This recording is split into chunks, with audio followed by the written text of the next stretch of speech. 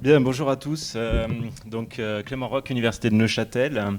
Je suis hydrologue, spécialiste de la partie souterraine du cycle de l'eau.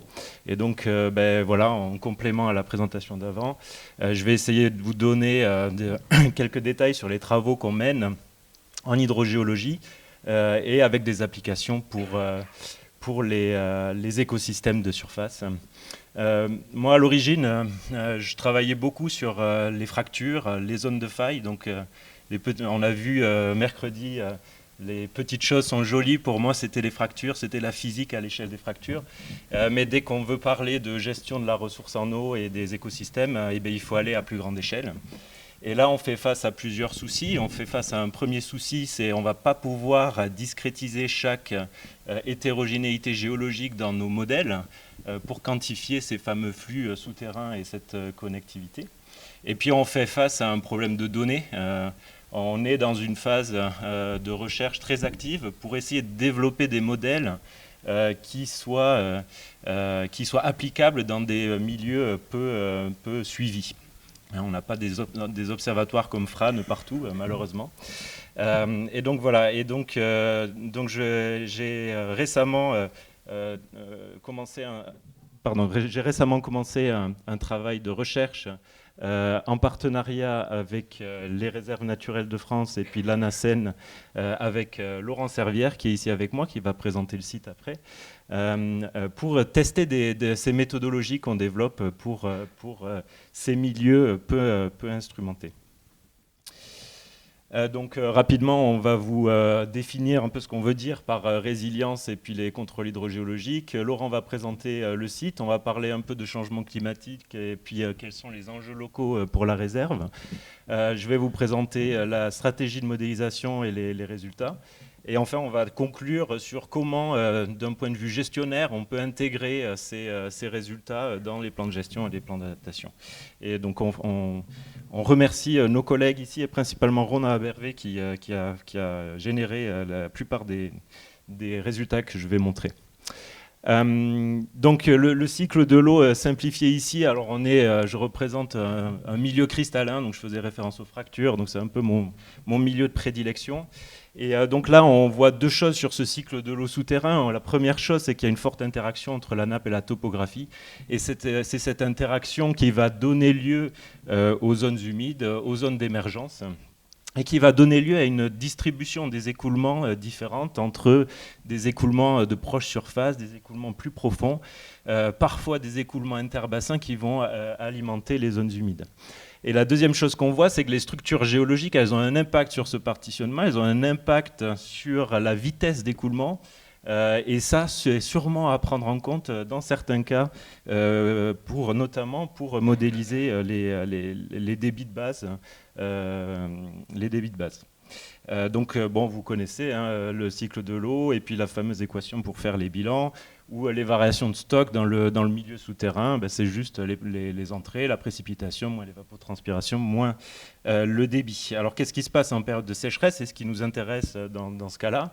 On a une diminution de la précipitation, une augmentation de l'évapotranspiration, on a une diminution du stock, et là on déconnecte cette interaction, cette connectivité initialement présente, et puis éventuellement on contracte le réseau hydrographique, on diminue l'étendue des zones humides, avec potentiellement des pertes écologiques associées.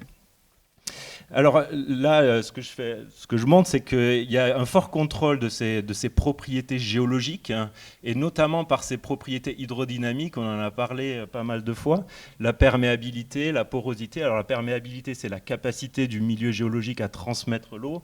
La porosité, c'est le stock disponible, c'est le volume disponible dans le milieu géologique. Et donc là, je vous montre deux simulations, alors qu'ils ne sont pas du tout en montagne, c'est en Bretagne, c'est mon autre lieu de prédilection pour faire de la recherche. Mais bref, le principe est le même, c'est qu'à perméabilité égale ou à conductivité hydraulique égale, pour deux scénarios de porosité, on va avoir des impacts sur les battements de nappe qui sont importants, avec une conséquence sur le réseau hydrographique, la dynamique du réseau hydrographique en surface importante, avec en haut beaucoup plus d'expansion-contraction du réseau, alors qu'en bas, un réseau beaucoup plus faible. Et donc ça, évidemment, ça va impacter nos écosystèmes de surface. Donc voilà, donc ça c'est le concept de base. Et donc là, maintenant, ce qu'il nous faut, c'est avoir des sites où on peut tester ce genre de simulation et où on peut acquérir des données, notamment de surface, pour informer nos modèles hydrogéologiques. Et donc là, je passe la parole à Laurent pour présenter le site. Merci, bonjour à tous. Donc Laurent Servière, je suis le conservateur de la réserve naturelle du massif du Saint-Barthélemy et je travaille à l'ANA, Conservatoire d'espaces naturels d'Ariège. Et donc très rapidement, parce qu'il lui fallait quand même un site qui était assez proche de ses origines, parce qu'il travaille en Suisse, mais il est ariégeois. Je vais vous présenter le site d'études qui est la réserve naturelle, donc qui se situe dans les Pyrénées, sur le département de l'Ariège, et qui est plutôt sur la partie est de l'Ariège et des Pyrénées. Voilà. Et donc c'est un site qui a deux principales particularités. La première, c'est que c'est un massif nord-pyrénéen, c'est-à-dire qu'elle se situe excentrée de la chaîne axiale des Pyrénées sur la plaque européenne. C'est le plus haut massif nord-pyrénéen et la particularité, c'est qu'on est un peu sur un isthme géographique et sur un isthme écologique. Et la seconde particularité qui justifie un peu le classement de cette réserve naturelle, c'est qu'on a une séparation de deux terrains entre une partie cristalline et une partie calcaire, ce qui fait qu'on a une mosaïque très très importante d'habitats répartis sur les 500 hectares de la réserve entre 1000 et 2300 mètres d'altitude. Et on a l'habitude de dire que cette réserve naturelle est un petit concentré de la biodiversité pyrénéenne. L'un des enjeux clés de cette réserve, donc là vous avez une cartographie qui représente les zones humides et en particulier les complexes tourbeux de la réserve naturelle. Donc un des enjeux prioritaires, c'est les systèmes tourbeux. Alors qui ont un intérêt lié à leur représentativité en fait, sur les types de typologie, sur la typologie des tourbières, puisqu'on a un réseau de tourbières avec des tourbières hautes, des tourbières limnogènes, des systèmes de bas marais, tourbières de pente, de source. Donc ils sont des systèmes plutôt classiques à l'échelle des Pyrénées, mais qui ont sur la réserve naturelle un intérêt assez fort lié à leur naturalité, puisqu'on a des systèmes, en particulier dans le cirque glaciaire, qui sont plutôt exempts de pression anthropique, et en tout cas des zones, ce qui devient très très rare dans les Pyrénées et à l'échelle de nos montagnes, des zones qui ne sont pas ou peu pâturées.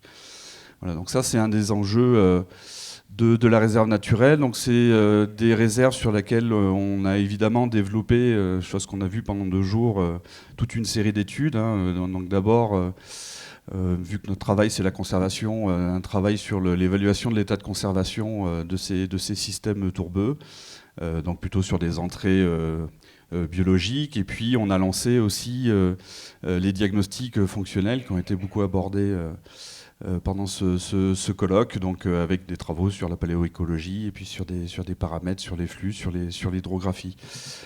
Pour autant, en particulier sur les systèmes minérotrophes, on subsiste quand même, subsister des questions liées à l'alimentation en eau de ces systèmes tourbeux. Et puis une question, voilà, on est un peu sur un site sentinelle, c'est pour ça que j'expliquais cette situation de site isolés. On se pose aussi énormément de questions sur les paramètres à suivre pour évaluer les effets du changement climatique.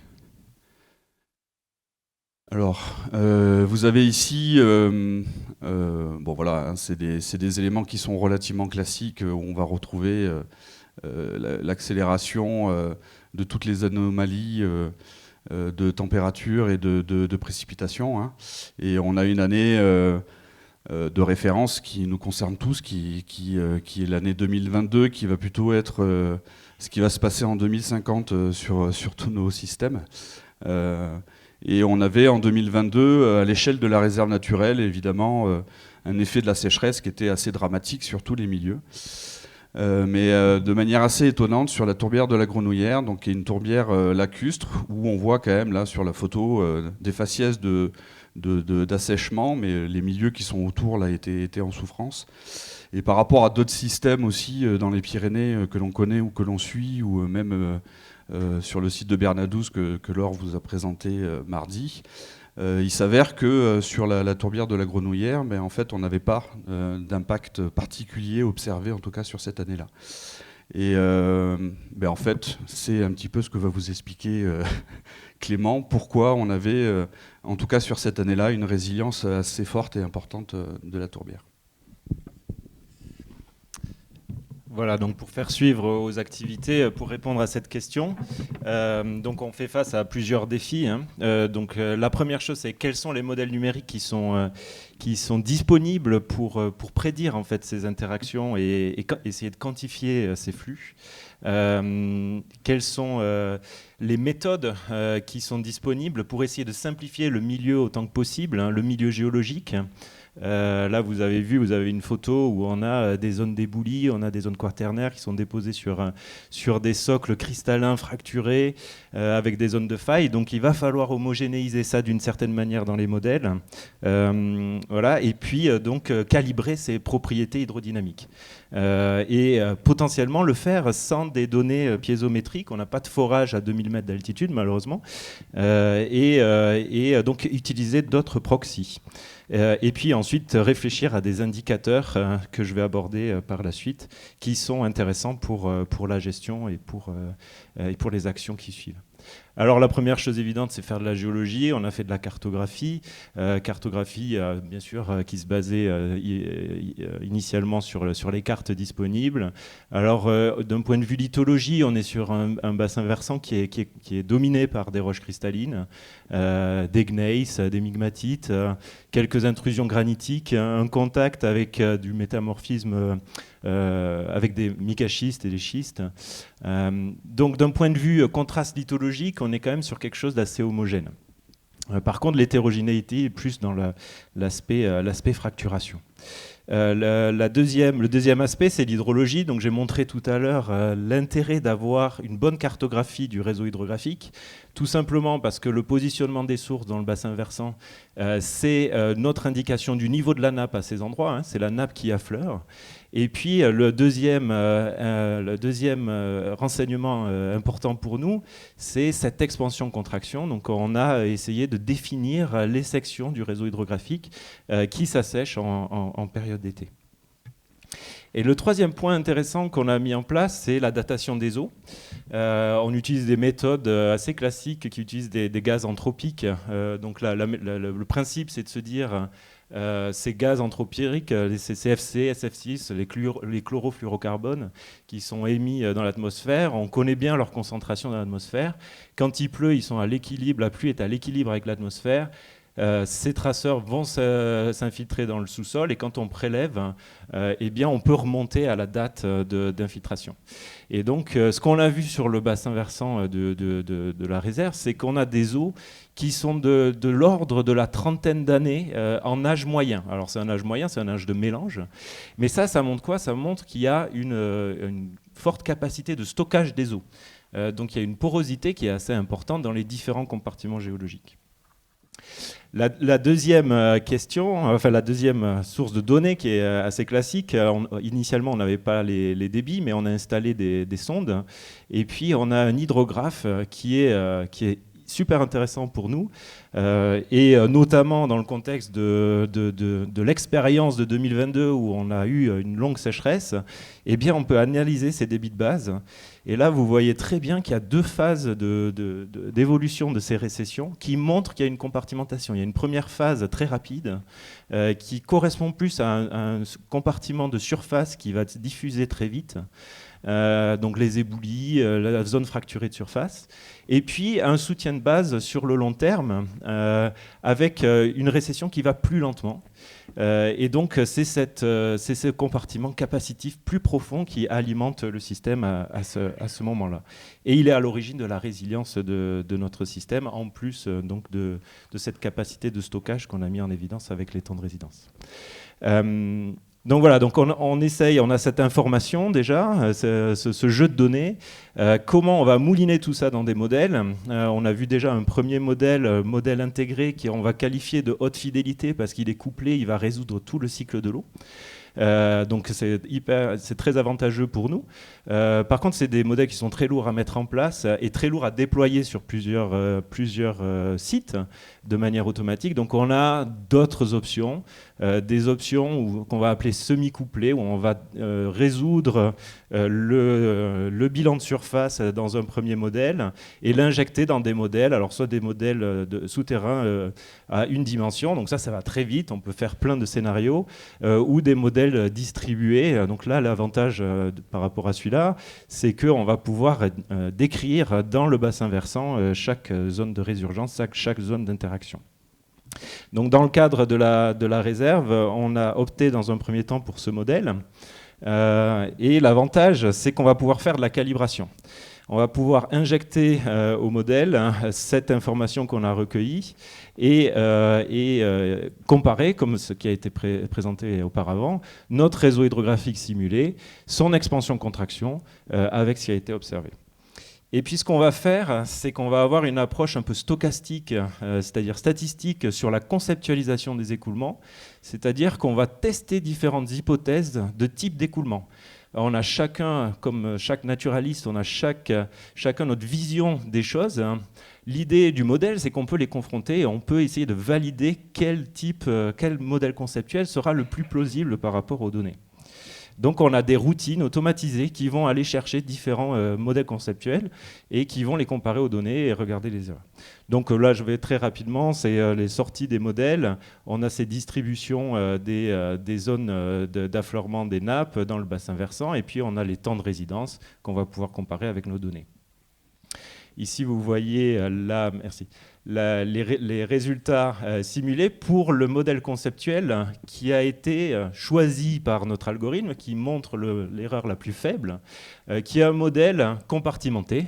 Ça correspond bien avec nos observations, avec une décroissance de la conductivité hydraulique.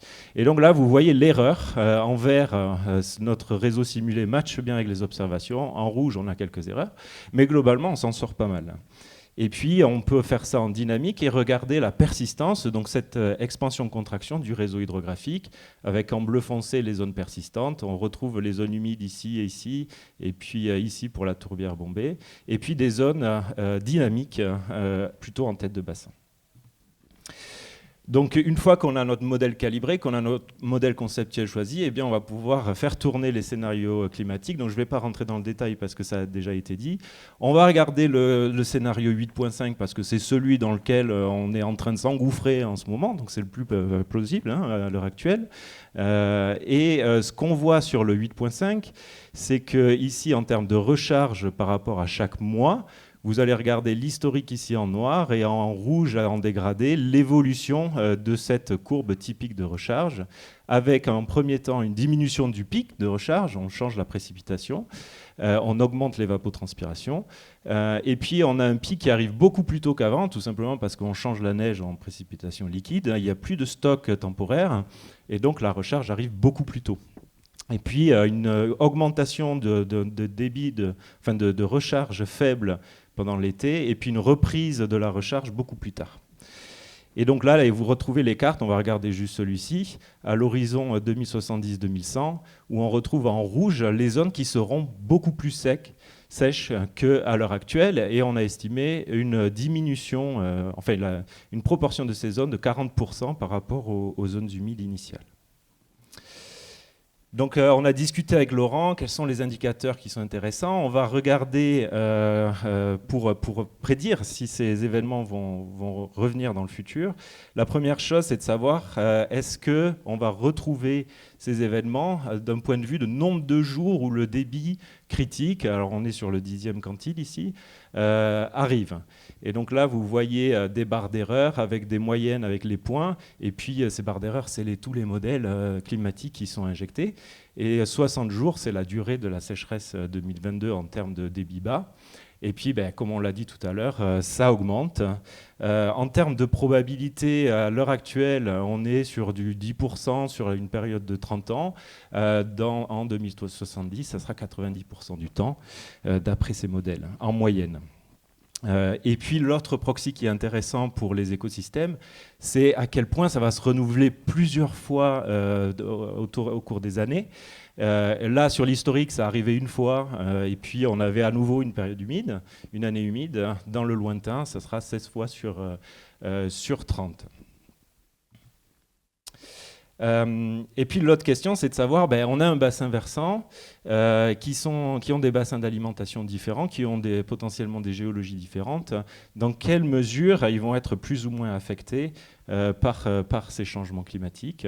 Donc on a divisé en 4 zones, P1 à P4, le bassin versant, les sous-bassins versants d'intérêt, où vous retrouvez la Grenouillère, vous retrouvez la Tourbière Bombay ici. Et ici, on va regarder, donc il y a à nouveau chaque scénario RCP, on va regarder le rouge, et puis les anomalies de débit pour chacune de ces zones.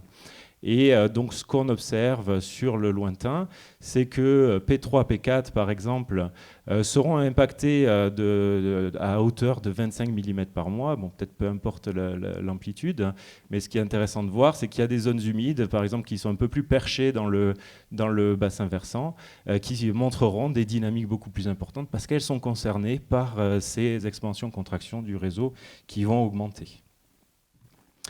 Voilà, donc rapidement pour conclure, je ne vais peut-être pas passer dans les détails. Ce qui est intéressant, c'est qu'on est vraiment dans une frontière disciplinaire ici, où pour nous, l'intérêt, c'est de développer des méthodologies qui soient facilement déployables, où on ait des ordres de grandeur d'évolution de ces débits souterrains qui sont vos inconnus et que pour nous aussi, d'une certaine manière, mais on a des outils maintenant qui nous permettent de les estimer grâce au modèle avec des observations de surface. Donc ça, c'est un peu l'innovation actuelle. On a cette interaction entre l'objectif, la question, le choix du modèle et les données qui sont importantes, qui nous paraissent très structurantes.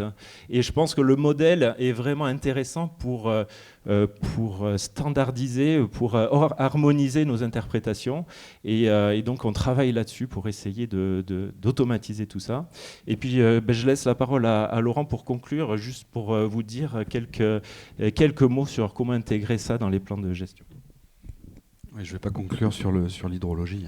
Non, c'est simplement que du coup, par rapport aux questions que l'on se posait en préliminaire, on est aujourd'hui, je vais faire très très vite, on est aujourd'hui sur cette idée, évidemment il y a tous les paramètres que l'on suit habituellement sur nos sites en gestion, mais pour le coup ce modèle-là devient un outil, et les proxys dont nous a parlé Clément devient un outil que l'on va intégrer directement dans l'opérationnel en fait de nos actions, et qu'on va modifier notre plan de gestion et notre plan d'adaptation pour intégrer le suivi de ces modèles-là sur le long terme. Voilà. Merci. Good morning, bonjour. Thank you for the introduction. Thank you for having me here. We will move from hydrological modeling to a bit different study. I will not talk about hydrological modeling. I will talk about calcareous spring fans and about 2 different carbon storages we have in them. I cannot take the credit for the entire study alone. In this study, greatly contributed to this study also my colleagues from our ecological group. You can see this, their name on the slide. So I have mentioned that calcareous spring fans have 2 different carbon storages. One of them is the peat. We talked about the peat storage a lot here, and why accumulates? It's because the primary production is higher than the respiration. There is a high water level. That's a very important driver of the peat accumulation. When it drops down, the decomposition takes over, and the peat is decomposing slowly, and we are losing our carbon storage. It's becoming emitter. So this is the one. And the other one, in a case of calcareous spring fans, is something what is called tufa, or I don't know how to pronounce it in English. And the tufa is created by carbonate precipitation. Is this brownish, whitish thing which accumulates on the top of the peat. And how it's created, you need to have a site with the spring water, and the spring water is charged for the carbon from the soil in water recharge areas, and it goes up and thanks to ample temperature, it precipitates. And this precipitation is another type of carbon storage, which we should consider. And in this kind of spring fans, we were asking what will be the main drivers of the of these two carbon storages, what will drive the decomposition and what will drive the carbonate precipitation. The calcareous spring fans, so as I mentioned, are important for the carbon storage. And of course, as other peatlands, they are also important for the biodiversity. Some of you yesterday have seen, for example, this Primula farinosa species in the red trout locality, nice fan there. And so they serves also as a refugee for many species who cannot survive anywhere else. They need this kind of extreme low productive conditions. Here you can see, for example, Dactylorhiza myalis or Carex davaliana. And this is how the calcareous spring fan look like. And where we were studying this, so I mentioned I'm coming from the university in Brno, and nearby that it's on the borders with Slovakia. So we moved to Carpathians, and in Carpathians there is a lot of dolomite or limestone bedrock where these calcareous spring fan actually involve. So we establish a set of plots with these calcareous spring fans and measure different kinds of drivers on these fans. You can see that we are still in mountains because the lowland ones are usually destroyed. The darker color indicates the mountains, the greener one are the lowlands.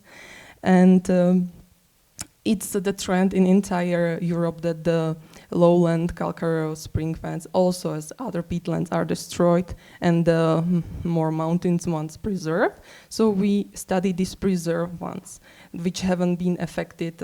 They are semi-natural, let's say.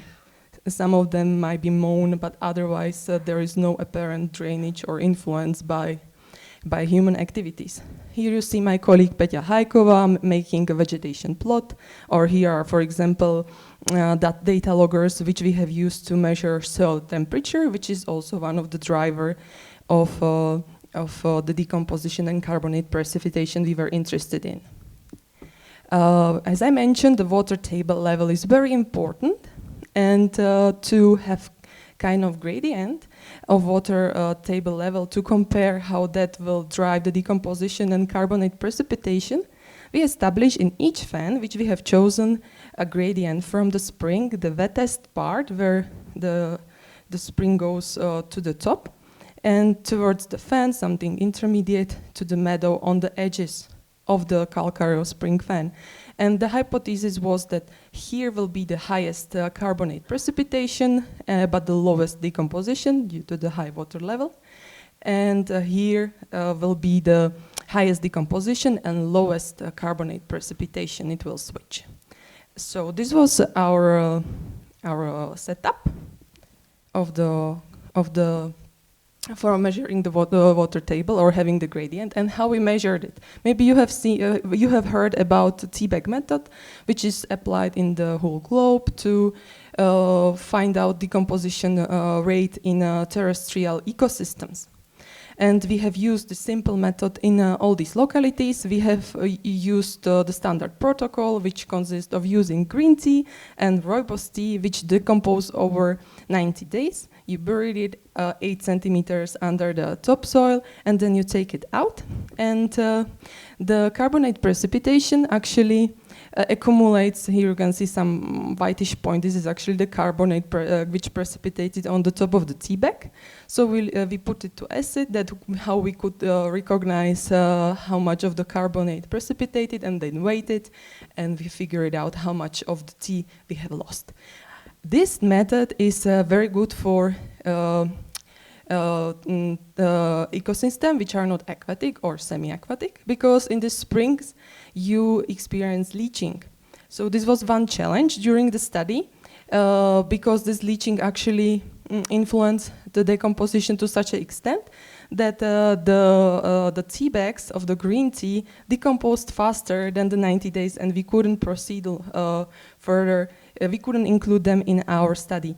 And this rooibos tea, that was okay. The leaching was there, but there is existing factor which was calculated in another study which we applied. Here you see some results. This is a result about the carbonate precipitation. Here you see on this end how it influenced the carbonate which accumulated on the top of the rooibos tea bag, and here on the top of the green tea bag. And these are the drivers we put into this modeling, structural equation model. And so we consider the air temperature as a very important driver for this carbonate precipitation, since you need to have the ample air temperature for the precipitation, the water table level, and also soil temperature. The results, these arrows are positively, so that means that this arrow, air temperature positively affected carbonate precipitation on both teas. So higher the temperature, higher the carbonate precipitation. So in the springs where you have, so in general, the localities in general, the ones which had higher air temperature had higher precipitation, but you have to take to consideration those localities where the water table was also high, or the places where the water table was higher, because if the water table declines, also decline the carbonate precipitation, what is aligned with our hypothesis. The soil temperature didn't have any effect on any of this carbonate precipitation, and it was also not affected by air temperature, and not even by water table depth somehow. So that's the results from carbonate precipitation and decomposition. So as I mentioned, we couldn't use the data from the bags of green tea, which decomposed very quickly and was very affected by leaching. But we could use the data of the mass loss of rooibos tea. So this is what you see here. Here is the mass loss of rooibos tea and how it was affected by another climatic drivers. Again, here we have the air temperature, which in this case didn't have any effect or anything. Why? It's because the spring water buffers the air temperature so far in case of this gram, of this decomposition. So the climate so far doesn't affect, according to this analysis, the decomposition in spring fans. But the water table depth influence it. And in a direct way, this is this arrow. So decline of water table means more decomposition. What is logical, but it also, the water table depth influence the nutrients in the soil. We measured 3 kinds of nutrients: phosphorus, potassium, and nitrogen, total nitrogen. And when the water table drops down, also the nutrients are released. That's also very logical. And in this case, here is also one more relationship. So the water table drops down, the phosphorus is released, and this phosphorus further drives the decomposition in the calcareous spring fans. Why just phosphorus, not the other ones? I think it's because of the binding of phosphorus with calcium, which is disturbed when the water table drops down. So the phosphorus is the one actually which increases the productivity and aeration, and then also the decomposition is higher. So this is the story of decomposition. Let's a bit hypothesize for the future. So the air temperature is going to increase throughout Europe. There are models showing one degree or more degrees for Europe. And in some places, there will be also increased precipitation. But in some places, there will be no increased precipitation. And in the places where actually there will be higher temperature, which air temperature is good for the carbonate precipitation, as I showed you, and if the precipitation stay high, it will still recharge the groundwater, it will not drop down, then the productivity might stay low. We still might have calcareous spring fans, and phosphorus storage will be there as well. Will be bind the phosphorus, so it will favor carbonate precipitation. But in places where there will be lower precipitation, we might not have such an optimistic scenario regarding carbon storages and biodiversity, because the water table will eventually drop down as the precipitation will not recharge the groundwater, and the productivity will increase, the nutrients will increase, and of course we get more productive different kinds of fan. And this is true, or this we can hypothesize just if we are talking about the natural stage of calcareous spring fans. When humans come into the interplay, their scenario will be different, of course. And a little bit about ecological niche modeling. These are some first results of study I'm working on currently. So in this European map, you see points. Each point is one vegetation plot of calcareous spring fan. And those points have been fed to the model with the climatic drivers, the macroclimate, the precipitation, the temperature, different kinds of variable available in Celsa, and also the pH level of the water for Europe. We have that layer, and also layer of aquifers for Europe. And when the model runs through these layers, this is actually the forecast to the near-term future. Usually, most of the fans I have analyzed had loss, but the only one who was in gain was calcareous spring fans. What can it mean for the future? That in more places will be in the future suitable habitat conditions for calcareous spring fans. So maybe indeed the more optimistic hypothesis with higher temperature but also higher precipitation might take place. It's only ecological niche modeling, and you work with a lot of uncertainty. And this is my last slide, an invitation for you. With some of you, I already talked about it. But in Masaryk University, currently, there is starting a lot of resurvey project. And we as a Meyer Group have undertaken the FAN resurvey project for Europe. And I would like to invite you, if you are the person who does vegetation plots or know someone who would like to contribute to this European resurvey and to see the trends in the change of the vegetation, please contact me. You can make photo, contact my colleague, or our group is led by Michal Hayek. If you know him, you can also directly contact him. We will be happy to cooperate with you and hear about your insights and have some maybe data from you. Thank you very much for your attention.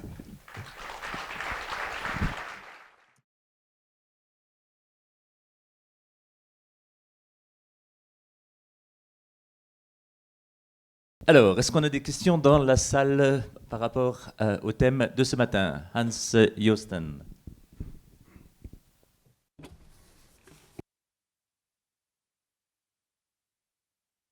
A quick question to Patricia. One of your pictures showed that there was also iron precipitation in your tufa precipitation. Did you also study the effect of iron on the processes? No, we haven't count for the iron, and I don't even remember the levels if it was comparable. I would need to check, but thank you for your question.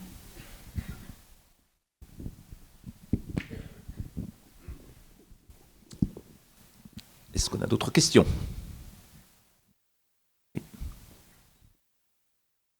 Stéphane Glatzel. Yeah, thank you. Two questions. First, Patricia, and then to the hydrologists. Patricia, which parameters of climate change are going to favor calcareous spring fans so much? Is this, is this the increasing dryness and so? Yes, the increased temperature. It's the main one. And in that model have been 3 different variables of temperature, what could bounce actually. That's why it's so much favorable. Yeah, because we count that the pH will stay the same. We don't have the future prediction for the pH. So I use the current pH layers, and then I have changed the layers for the future layers for the precipitation and a temperature. So it's the temperature mainly, but also the precipitation. I don't have here the graphic to show you, but yes, the air temperature, which will be higher, and also the precipitation, which will be higher in some places. They both, basically. Okay, thank you. And then to the hydrological modelers. Do you think that there is a great variability in the hydraulic conductivity of the peat? Probably the modeling that you did, I guess it's impossible to look at the variability of the hydraulic conductivity of the peat itself. But this could play a role, especially facing increasing dryness, where one would expect the hydraulic conductivity of the peat to decrease. Do you have any idea about this? Je peux peut-être commencer par répondre pour ce qui est de mon cas, pour la tourbière des Doges.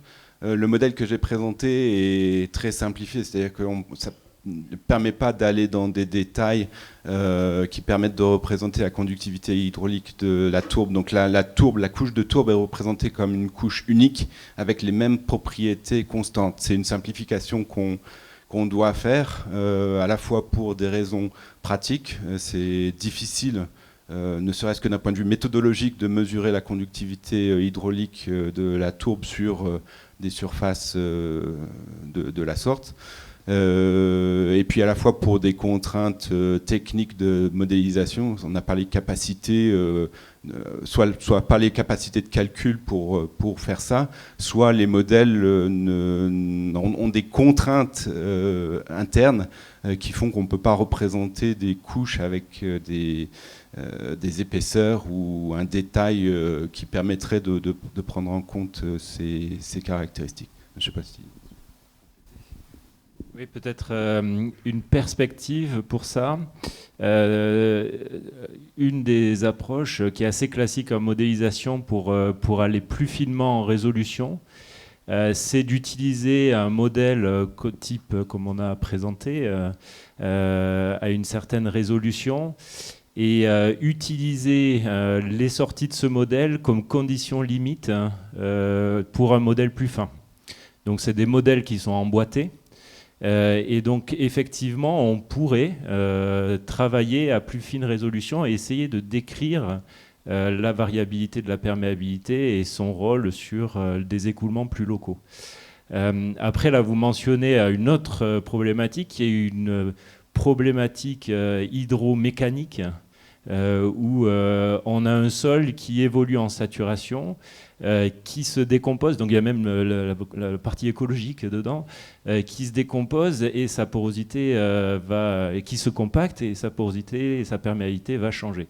Alors ça fait appel en plus à de la physique couplée qui est complexe, hein, mais il y a de la recherche qui est faite à ce niveau-là, notamment en laboratoire, hein. Et il y a des modèles qui commencent à émerger sur ce couplage.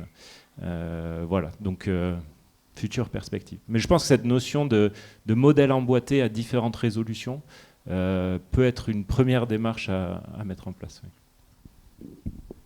Juste pour compléter, sur le site des Doges, là, on a fait une étude de sensibilité des différents paramètres du modèle. Et on a montré que les paramètres qui avaient le plus d'influence sur le niveau de nappe dans la tourbe n'étaient pas les paramètres liés à la tourbe, mais les paramètres liés au contexte minéral du bassin versant. Voilà.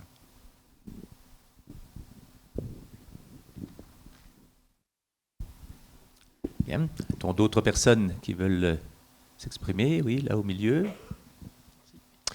Oui, Alexandre Poirot. Donc une question pour Arnaud sur le modèle que tu proposes, notamment donc pour les évolutions futures. Est-ce qu'il est possible de prendre en compte le changement de structure des pluies, donc notamment l'intensité, donc avec des pluies qui pourraient être plus intenses et qui du coup pourraient rejouer sur les potentiels à la fois d'infiltration et de ruissellement, c'est-à-dire avec une augmentation du ruissellement orthonien qui ferait qu'on aurait du coup une infiltration un peu moindre et qui pourrait faire varier les sorties de modèles. Alors, ouais, oui, tous les modèles sont faux. Il y en a certains qui sont utiles. Donc, il y a forcément des simplifications. Dans le cas du modèle que j'ai utilisé, rien n'a changé à part les données climatiques.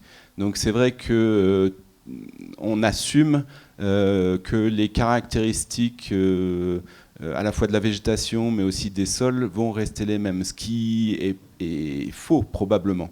Mais pour l'instant, j'ai pas connaissance, ou en tout cas c'est en cours de développement, de modèles qui permettent d'intégrer tous ces facteurs-là.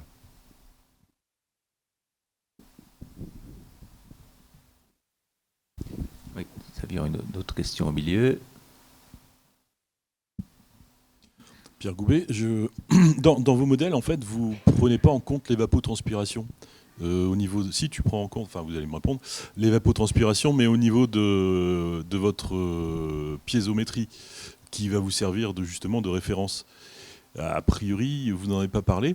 Or, l'évapotranspiration va jouer un rôle important dans la saturation, notamment en été, évidemment, en période de végétation, et à les différencier suivant les différents types de végétation. Et du coup, comment vous prenez ça en compte pour on va dire, éviter un biais qui serait lié à des effets très locaux d'évapotranspiration sur certaines périodes? Ouais, je peux peut-être commencer. Donc, nous, dans le modèle, en fait, c'est notre modèle de surface qui modélise l'évapotranspiration. Dans cette approche semi-couplée, on n'a pas de reprise évapotranspiratoire sur les zones d'affleurement. On le néglige, hein, c'est sûrement faux. Mais enfin, c'est sûrement une forte hypothèse, une simplification assez forte pour regarder des processus très locaux. Par contre, dans cet esprit de quantification des flux à l'émergence, c'est pas l'évapotranspiration qui va jouer un rôle important. Par contre, localement, sur les tourbières, oui, là, il faudrait le prendre en compte. Je pense que le modèle d'Arnaud est plus approprié pour ça. Donc après, la question sur le signal, sur la piézométrie, donc nous dans notre cas on n'a pas de piézomètre, hein, mais effectivement sur les cycles journaliers, voilà. Donc tout dépend de la résolution qu'on va apporter. Voilà, je sais pas si... Oui, dans le cas du modèle Minc-Chi qu'on a utilisé, il y a un couplage entre les calculs d'évapotranspiration et les calculs de quantité d'eau dans les différentes couches non saturées et saturées du sol. Donc il y a une prise en compte d'éventuels changements d'augmentation d'évapotranspiration, par exemple s'il y a une augmentation de la disponibilité en eau dans le sol ou inversement. Oui, Bastien Médreau.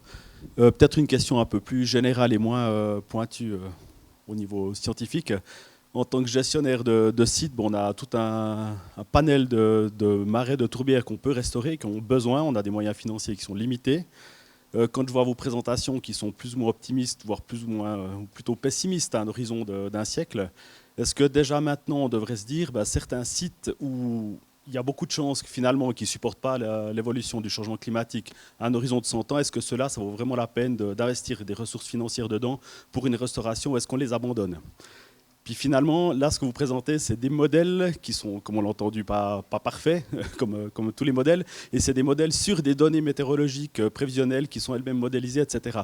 Est-ce que finalement, ce que vous présentez, on doit se dire maintenant, oui, on le prend en compte, ça représente quand même quelque chose, et on fait directement une priorisation des sites pour les 100 prochaines années, et on se concentre que sur ceux qui ont le plus de chances de survie? Ou est-ce que ces modèles sont encore pas suffisamment évolués, aboutis, et puis on peut quand même avoir un espoir pour la plupart des sites? Peut-être déjà pour la première partie de la question. Oui, je vais essayer de répondre. C'est effectivement les questions que se posent tous les gestionnaires.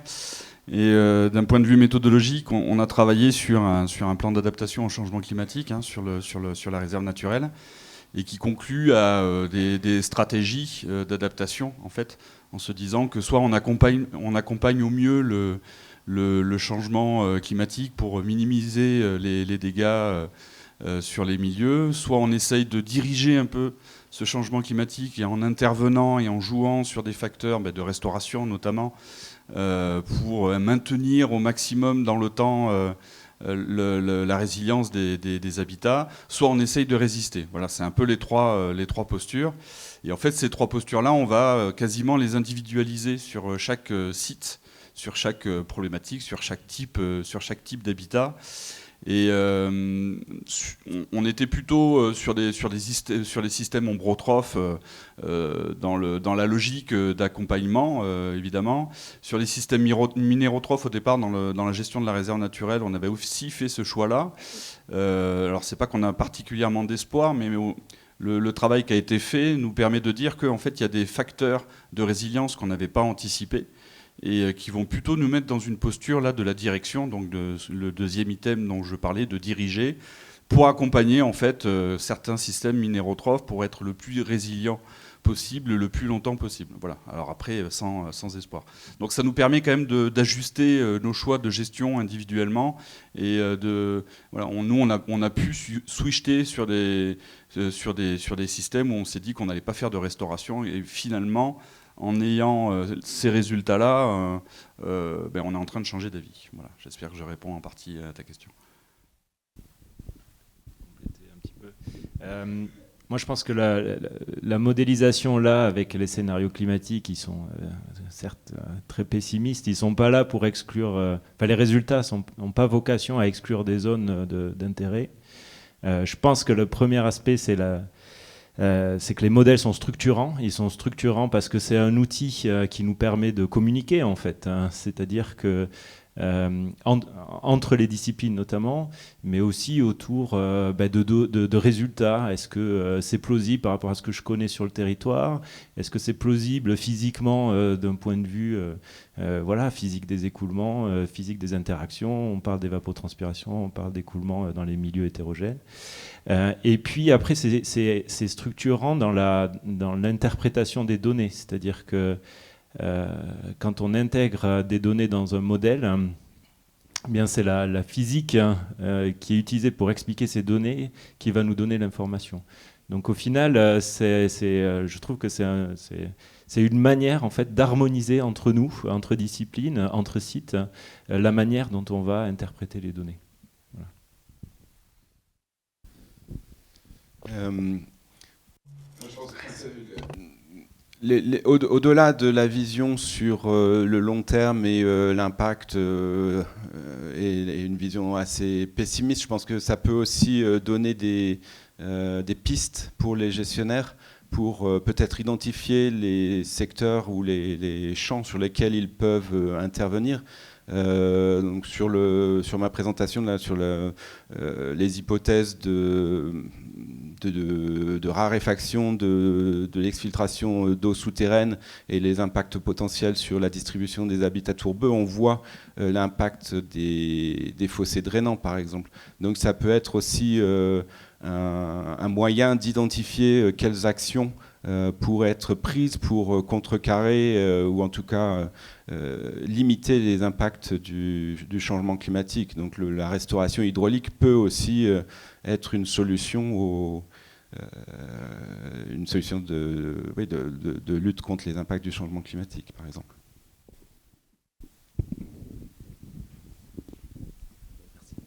Bien, je vois, le temps passe, nous avons la place pour une dernière question. Je veux que Pierre lève la main. Yes, I have the mic already.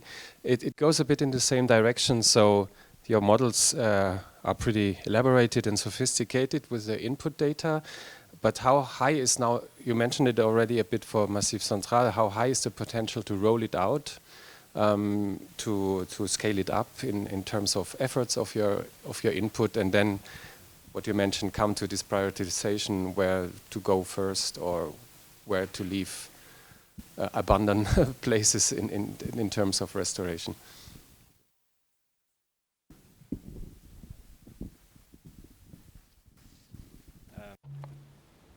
Donc, si je comprends bien la question, c'est comment on peut faire pour déployer ces modèles sur d'autres sites, sur des sites moins instrumentés.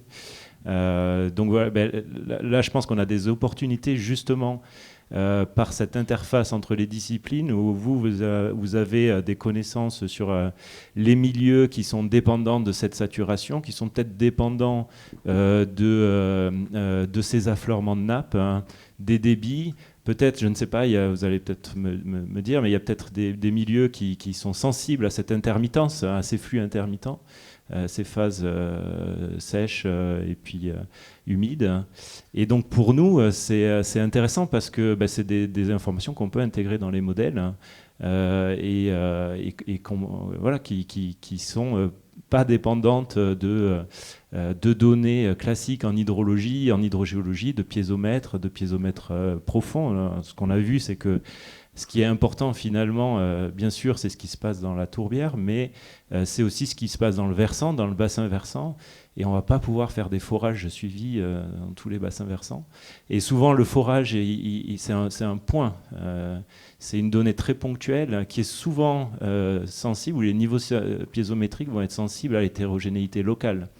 Et ce qu'on voit quand on utilise les données qui sont prises sur des points, sur des forages, finalement, on n'arrive pas à expliquer les débits en sortie, tout simplement parce que la perméabilité qu'on va estimer localement, c'est pas la perméabilité du bassin versant.